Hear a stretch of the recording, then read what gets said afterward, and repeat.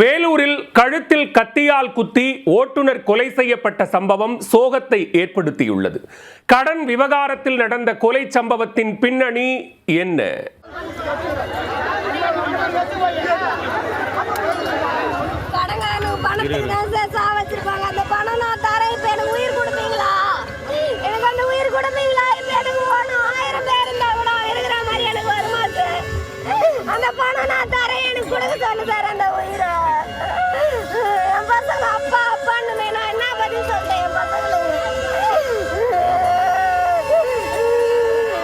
ராணிப்பேட்டை மாவட்டம் கோடியூர் அடுத்த பாலாபுரம் பகுதியைச் சேர்ந்தவர் ஏகாம்பரம்.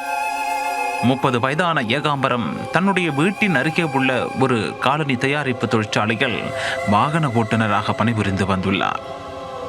வழக்கம் போல வியாழக்கிழமை அன்று காலை பணிக்கு சென்ற ஏகாம்பரம் இரவு நெடுநேரமாகியும் வீட்டிற்கு திரும்பவில்லை என கூறப்படுகிறது.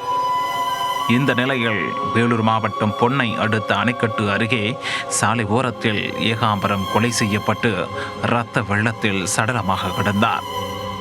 கை, கால்கள் மற்றும் கழுத்தில் கத்தியால் வெட்டப்பட்ட நிலையில் ஏகாம்பரம் இறந்து கிடந்தார். காவல்துறை வருவதற்கு முன்பாகவே அப்பகுதியைச் சேர்ந்த பொதுமக்கள் 100க்கும் மேற்பட்டோர் அங்கு திரண்டு விட்டனர். ஏகாம்பரத்தின் உடலை கண்டு அவரது மனைவி மற்றும் உறவினர்கள் கதறி அழுதது பரிதாபமாக இருந்தது.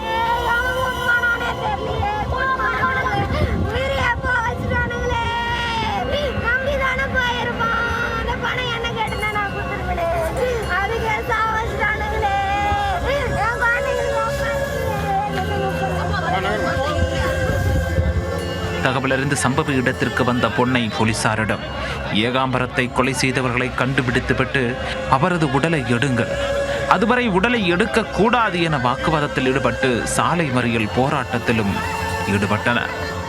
இதனால் அந்த இடத்தில் பதட்டமான சூழ்நிலை ஏற்பட கூடுதல் போலீசாரும் குவிக்கப்பட்டனர். போராட்டத்தில் ஈடுபட்டவர்களிடம் சமாதானம் பேசிய போலீசார் கொலையாளிகளை விரைவில் கைது செய்வோம் என உறுதியளித்தனர். அதைத் தொடர்ந்து ஏகாம்பரத்தின் உடலை மீட்ட போலீசார் அடுக்கம்பாறை அரசு மருத்துவமனைக்கு அனுப்பி வைத்தனர்.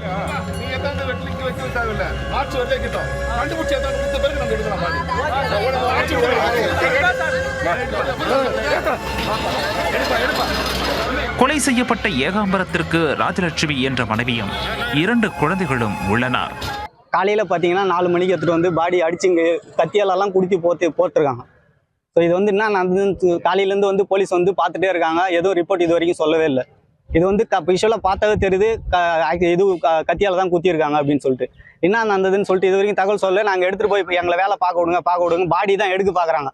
இதனால் என்ன நடந்ததுன்னு ரிப்போர்ட் வந்து இது வரைக்கும் சொல்லவே இல்லை. ஸோ அது என்ன ரிப்போர்ட்டுன்னு சொல்லிட்டு எங்களுக்கு தகவல் இப்போ டெக்னாலஜி வச்சு நம்ம ஈஸியாக கண்டுபிடிக்கலாம். ஆனால் நமக்கு வந்து சொல்ல மாட்டேங்கிறாங்க. நாங்கள் எடுத்துகிட்டு போய் எங்கள் வேலையை பார்க்க விடுங்க, பாடியை போஸ்ட்மார்ட்டம் பண்ண விடுங்க அப்படின்னு மட்டும் தான் சொல்கிறாங்க. எங்களுக்கு தகவல் வந்து சொல்லிட்டு அவங்க பாடி எடுக்கட்டும் சைட்டுன்னு சொல்லி தான் நாங்கள் வந்து போராட்டம் நடத்தியிருக்கோம். ஏகாம்பரம் அதே ஊரைச் சேர்ந்த ஒருவரிடம் கடன் வாங்கி இருந்த நிலையில் கடன் கொடுத்தவருடன் ஏற்பட்ட மோதலில் இந்த கொலை சம்பவம் நடைபெற்றிருக்கலாம் என போலீசார் தெரிவித்துள்ளனர். ஏகாம்பரத்தின் கொலைக்கு கடன் பெற்றவரிடம் ஏற்பட்ட மோதல்தான் காரணமா அல்லது வேறு காரணங்கள் இருக்கிறதா என போலீசார் விசாரணை நடத்தி வருகின்றனர்.